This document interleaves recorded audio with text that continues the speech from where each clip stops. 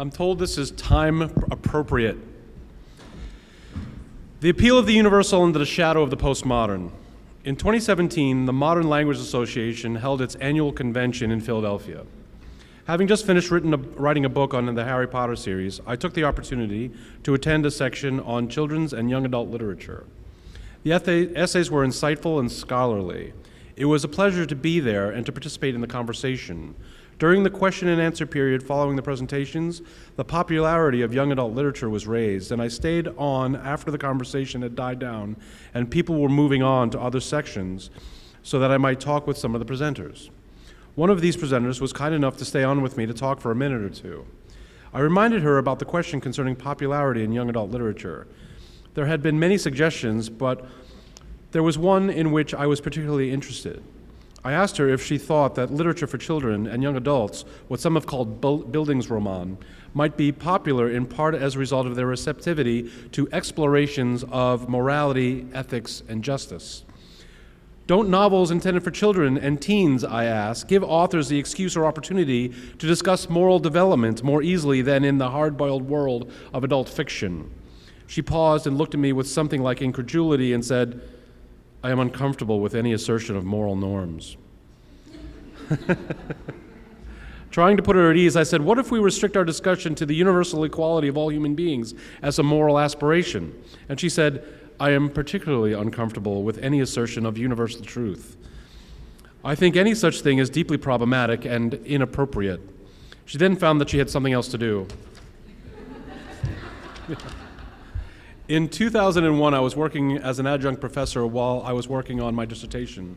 At one point, I was teaching 2 sections of Introduction to Philosophy at an all-women's college in the morning and 2 more sections of the same class at a co-educational state university. The material was identical at both locations. Often, the women at the single-sex institution would show up to a morning class yawning and wearing large, pink, fuzzy slippers and flannel pants. They would, however, inevitably compete with each other to get into the debates about issues like gun control, abortion, death penalty, and whatever else came to their minds. Their hands would shoot into the air as soon as discussion got going, and even the most reserved would eventually enter into the dialogue. I would then travel less than 20 miles to my co-educational classroom, and there I would find just as much interest in class discussion and debate and just as much willingness to take a personal position, except among the majority of the female students. Where almost every young woman at the all-women's college would launch into class participation, only a minority would commonly do so at the co-ed setting. I do not wish to offer this as this experience as anything like a scientific study into gender or class participation. What I do want to discuss is the fact that as teachers, we often can see those students who have something to say even before they raise their hands. There is something very important in that moment that a student comes to believe that she has something of significance to add to a conversation or debate in an academic setting. Sometimes it seems to catch the student herself off guard. There is something very precious in that moment that a young student rises into a perhaps unpredicted intellectual insight within herself at just the moment that the class discussion has come to need it. There is something confirming when her own friends and acquaintances recognize unblinkingly and silent that this is something new in her, something impressive and potent, where they had thought there wouldn't be. Those of us who are teachers also know that this moment can be missed, can be lost. During this first year of going back and forth between these 2 schools, I had one particular female student at the state school who produced some of the class's most excellent essays. During one particular class, I could see her come to a particularly profound and powerful conclusion during the class discussion. Her face was rich with the confidence of her own insight and cleverness. No one else in the class could see a way through a particularly tangled dilemma, but she could. She had. I looked at her, waiting to see if she wanted the floor, and she glared at me, demanding that I keep it a secret. I did. I asked her about her answer after class, and it was clever indeed and would have improved the class experience for both her and for the rest of the class. I asked her if she would ever like me to call on her during class discussion, and she said no. She said, "You wouldn't understand. Nobody likes an insufferable know-it-all." I pointed out that the class was full of students ready to take the risk, and she said, "Yeah, but they're mostly boys, aren't they?" And I asked, "Well, what do you care what they think?" And she said,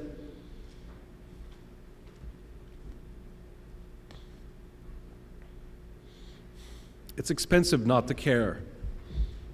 And she walked away. Judith Butler writes in her iconic Gender Trouble.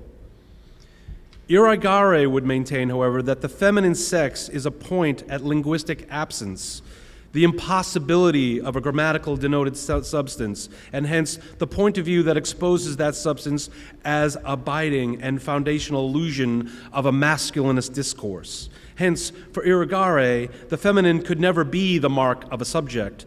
The female sex is thus the subject that is not one.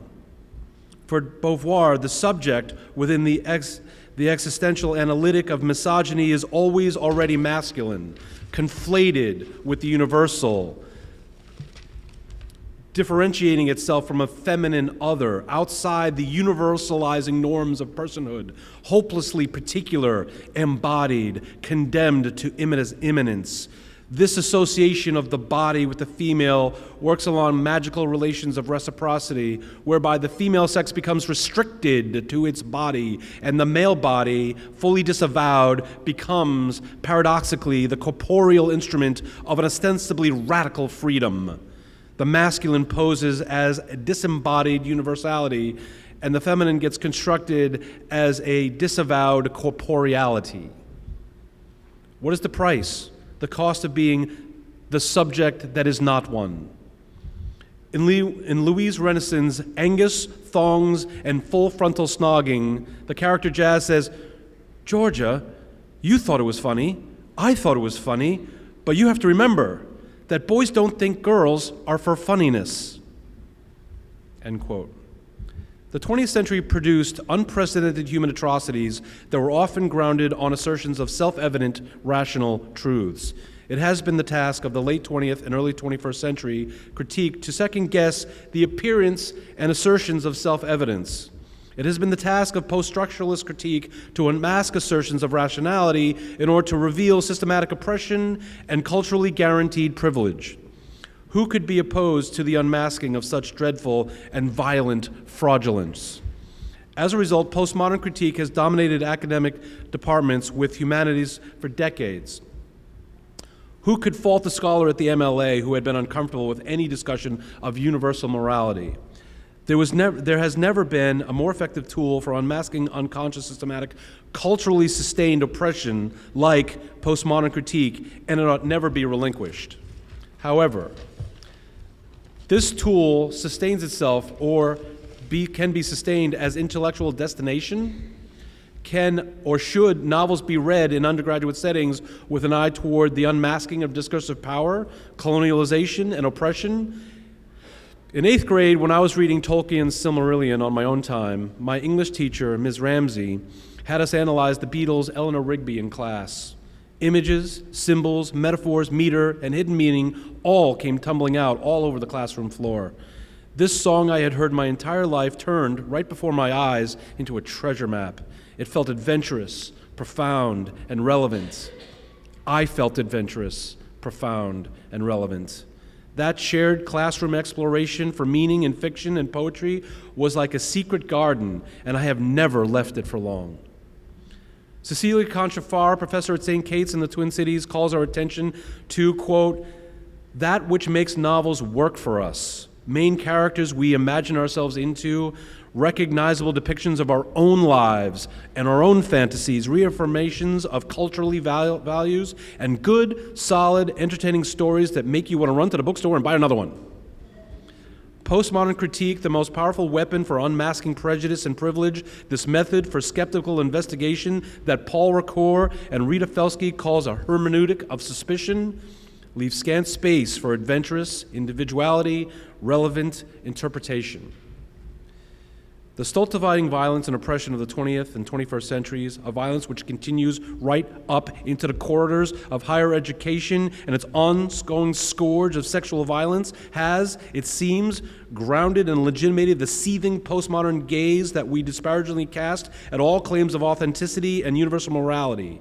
And yet, we must ask about this legitimating ground. If postmodern critique questions all universal moral claims, then on what does it ground its resistance to oppression? It seems to have said that all universal claims are really masks for culturally sustained oppression, and this may just be true.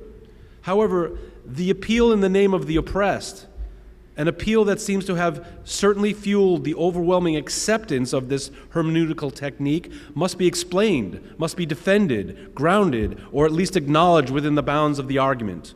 On what principle do we fight in the name of the oppressed and the suffering, even if their oppression is as a result of often invisible, discursive power networks within which we all move? During a recent adult forum on free will at a local Episcopal church, one class member stood up and revealed that she had returned from India and had seen the most overwhelming poverty. She said that the lives of these people were so destitute they are left with no free will at all. There was a pause in the class, after which one of the other students asked, how can a person be left with no free will? And then she cited Viktor Frankl's statement on free will and concentration camps. Judith Butler suggests that all subjectivity is culturally enmired, that is, performed. She seriously questions not merely the assertion of authentic subjectivity, but even the distinction between subjectivity and objectivity itself. This places her squarely in the midst of the entire tradition that can be said to start with Hegel and Marx, continues with Husserl and Heidegger, and proceeds through Sartre, de Beauvoir, Derrida, Foucault, and Dworkin. The essence of this tradition is to break the prior subject-object thought-thing assumption. This tradition begins with the assertion of the historically and culturally embedded subject. As a subject, I do not speak language as much as language speaks me. Those who study argument can often tell you that the conclusion is often strategically embedded in an argument's first moment or first move. Accept the first premise, and the acceptance of the conclusion is all but inevitable. Take, for example, Descartes' I think, therefore I am. The I of the I am is already accomplished in the existing I in the opening phrase, I think. It is therefore no surprise that we come to conclude that I am, since it's already been established and accepted in the opening move. Interestingly, it is the very I of this cogito, this Cartesian cogito, and its subsequent mind-body split reference earlier in regards to Butler, that postmodern thought overturns. The always already embedded subject is never merely subject, but always a product of cultural and historical discursive power networks. However, the postmodern argument suffers the same weakness as Descartes does. Its conclusion can be said to be contained in its opening presupposition. In other words, if you assert the impossibility of a discrete subject in your opening move, then it is no surprise to find the impossibility of the subject as the conclusion. Here is the punchline. If we're going to assert that subjectivity is utterly performative and culturally and discursively constructed, then we will have to show that human subjectivity is utterly impossible, not just unlikely. This postmodernism does not do. In much of the vast, profound, and crucial material produced under the banner of postmodernism, I have been told that my own vivid experience of my own discrete subjectivity is something of a gaslit illusion, an unwitting masquerade that perpetuates and serves the interests of the dominant hegemony. Even if there is something of eminent importance in this, you will have to give me proof, watertight proof, if you're going to ask me to concede that there is no authentic self lying in repose beneath the illusion. In her conclusion to Gender Trouble, Butler seems to recommend that we start troubling or destabilizing the normalized acceptance of the hegemonic status quo. In her last paragraph, she asserts that, quote, the destruction of identity is not the destruction of politics. If identities were no longer fixed as the premises of political syllogisms, a new configuration of politics would surely emerge from the ruins of the old. There's a lot taken for granted there, and a lot left unexplained or explored. In whose name do we strive for this new politics, and on what principles? For whom is this work to be done? The presumption of a political exteriority produces an exteriorized subject, a subject or subject-object. Yes, a gaslit and co-opted subjectivity has produced the most obscene horrors. We must never fail to stand as both witness and resistance to the resultant oppression and suffering. But we can only do so as those no longer gaslit or co-opted. Butler's hope for a politics presumes, it seems, some conscious posture outside the illusion of hegemonic determination. Who is that awoken consciousness? The presumption of a free will and aesthetic interiority can produce the hope for an interiorized subject. Just because the cultural discursive power network can and almost certainly will co-opt my subjectivity and individual agency in the world, this does not guarantee that it must. In Rowling's Harry Potter and the Prisoner of Azkaban, we find the following. He was taking over everywhere, gasped Pettigrew. What was there to be gained by refusing him? What was there to be gained by fighting the most evil wizard who has ever existed? Said Black with terrible fury in his face. Only innocent lives, Peter. You don't understand what Pettigrew. You would have killed me. Serious. Then you should have died, roared Black. Died rather than betray your friends, as we would have done for you. This is just one of the almost innumerable examples that I could have selected from Rowling's series. These lines give expression to the idea that there are worse things than dying. They give expression to the idea that not only is there such a thing as morality, but that the loss of one's own morality may be the worst of all possible outcomes.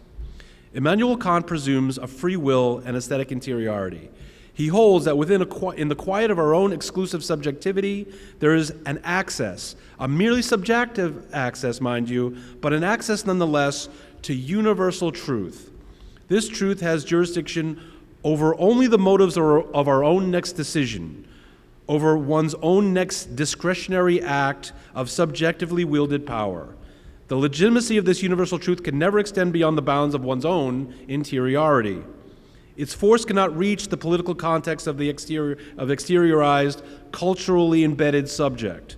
Its legitimacy can never be imposed on another, for whatever force this truth can ever have is of purely subjective and individual sources. This free will, interiority, gives us access to exactly one and only one universal truth, with two parts. That all human subjects are to be regarded as unquestionably as equal, and that this equality is of unbounded conditional importance. All free will subjects are therefore to be regarded as of infinite importance. I have no interest in undermining the ferocious power of postmodern critique in its ruthless pursuit of unregarded and normalized hegemonic privilege and oppression. But I think that postmodernism itself has rested on an unacknowledged and a presupposition of universal human equality as the engine of its legitimacy. The reliance is at least part of the reason why postmodernism spoke to so many of us with such urgent clarity. However, the unmistakable call to authentic moral individuality within the Harry Potter series is at least as part of the explanation of the global embrace that the series has enjoyed.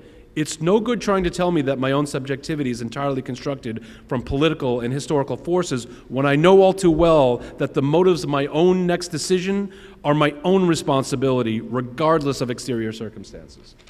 Thank you.